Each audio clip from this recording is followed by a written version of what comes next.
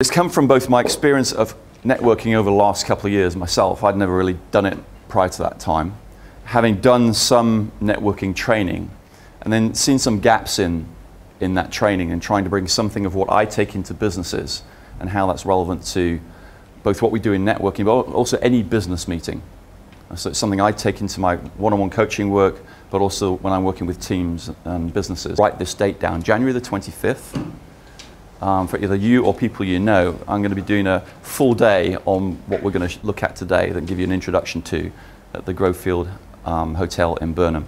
I was given a presentation to a group of HR managers at the CIPD, Chartered Institute of Professional Development in Bristol last year, trying to tailor what I do to them. I started with this slide and I thought I'd bring it in today. If you look at what helps you be successful and what are typically thought of as elements and attributes for help us be successful, it's not exhaustive, it's not meant to be, but would you agree that that's kind of a good snapshot of the things that help us be good? And this is kind of traditional stuff that's worked at. More nowadays, people are looking into helping people with their people skills, confidence. And all that leads into how do we get our results? And typically if people are hiring or they're promoting people, they look at this stuff and what have people done in the past? What are the results they've got based on this? However, how many people here would recognize that at times they're distracted or they're not feeling so great and the results they get and the way that they do the work is not as good as other days? How many people would recognize that? Sorry, what was the question? Exactly. How many people recognize that today, while different people have been talking, maybe their mind has been wandering elsewhere, or they've been thinking about other things they need to do or want to be doing? So they haven't been fully attentive to when people have been speaking, maybe even... So can you repeat that? Exactly, while I've been up here at the front. So part of the reason that we don't have the good results sometimes is what goes on in our mind, and we're not even aware of it. We got habits that get in the way, and I want to look at some of those and how we can actually stop some of those happening.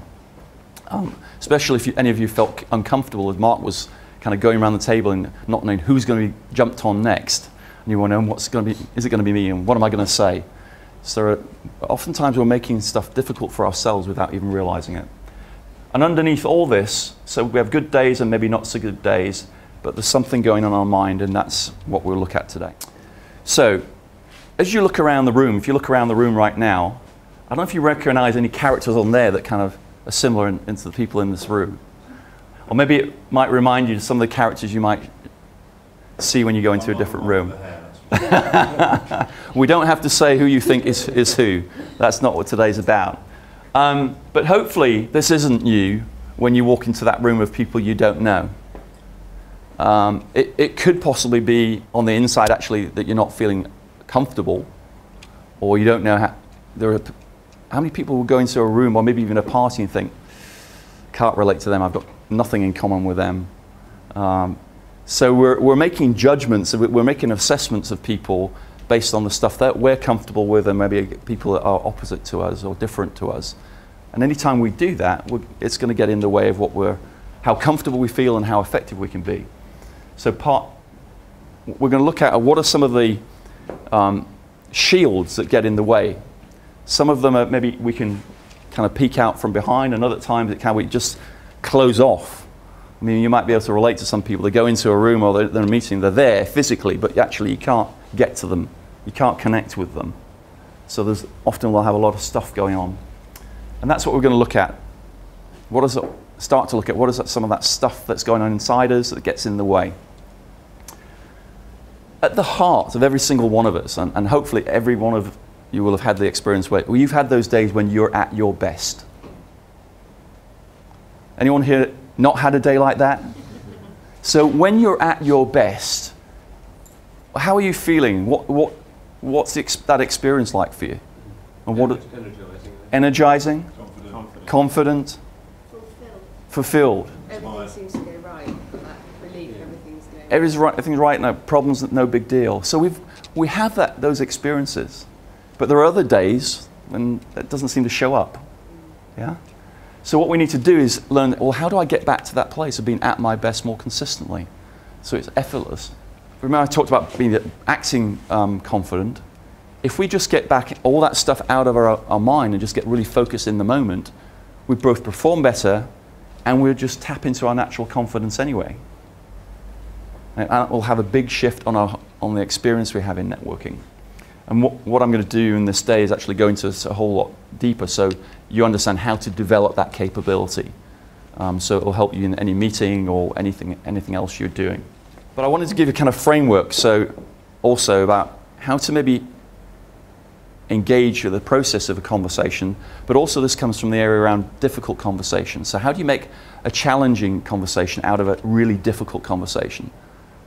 So even with people that are really difficult to deal with, there's a way to have a conversation and some guidelines that you actually can diffuse the difficulty out of it and actually have it flow a lot easier, and that can be used in networking as well.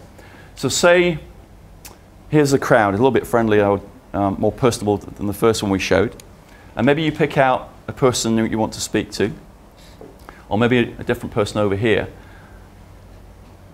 Part of what I would bring into a group when coaching, I help them understand different people's personality styles so that we can understand the differences in the way people communicate and why they communicate that way and how to be able to flex our communication style. And then we can talk with anybody. Because we have our home base, the way that we're most comfortable with. Others are different. But the people who are especially opposite to us, we have the most challenge with them. And often our challenging relationships in our life around us are those people that are opposite. However, if we can understand why they're opposite and the value they're bringing and why we find it difficult, then it can make even those conversations more easy. Not something we can do today at timing, but is something I'll do at the date in January. Hopefully from what we looked at very briefly this morning, we'll expand a lot more on January 25th. You know, any strange room or meeting you go into, rather than walking in like that, actually you can show up more consistently at your best and have a very different experience. So be yourself in a way that you're at your best, but you have a better experience and you have a far better, more powerful impact on those people you're around.